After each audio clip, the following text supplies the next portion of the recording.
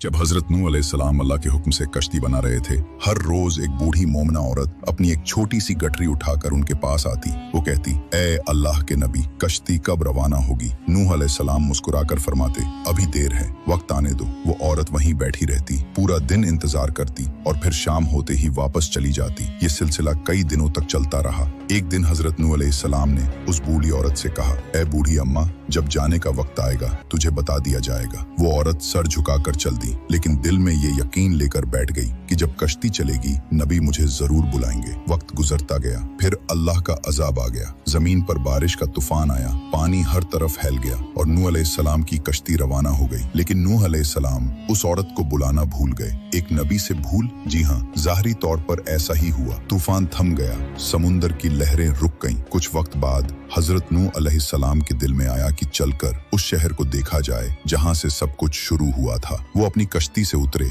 और शहर की तरफ चले। जब शहर पहुंचे तो देखा हर तरफ वीरानी थी, तबाही थी, मगर एक कोने में एक झोंपड़ी से रोशनी आ रही थी। एक दिया जल रहा था। नूह अलैहिस्सलाम हैरान हुए, इतना बड़ा तूफान आया, सब कुछ डूब गया, लेकिन ये दिया कैसे जल रहा है? उन्होंने जोर से अल्लाहू अकबर की तकबीर लगाई। झोंपड़ी का पर्दा उठा। वही बूढ़ी औरत गठरी उठाए बाहर आई और बड़ी मासूमियत से बोली, या नबी अल्लाह, क्या कश्ती अब तैयार है? चले। नूह अलैहिस्सलाम की आंखें हैरत से फैल गईं। उन्होंने कहा, ए बूढ़ी अम्मा, तुझे कुछ भी पता नहीं चला। बूढ़ी औरत ने सादा दिली से जवाब दिया, क्या नहीं पता चला या नबी अल्लाह? नूह अलैहिस्सलाम बोले, इतना बड़ा तूफान आया, दुनिया डूब गई, बारिशें बरसी, लोगों पर अजाब आ गया और तुझे कुछ खबर नहीं? वो औरत बड़ी सादगी से बोली, या नबी अल्लाह, एक दिन बादल कुछ गरजे थे और हल्की सी फुहार पड़ी थी बस। नूह अलैहिस्सलाम ने आसमान की तरफ देखा और कहा, ए मेरे रब, ये क्या माजरा है? तब अल्लाह ताला ने हजरत नूह अलैहिस्सलाम पर वही नाजिल फरमाई,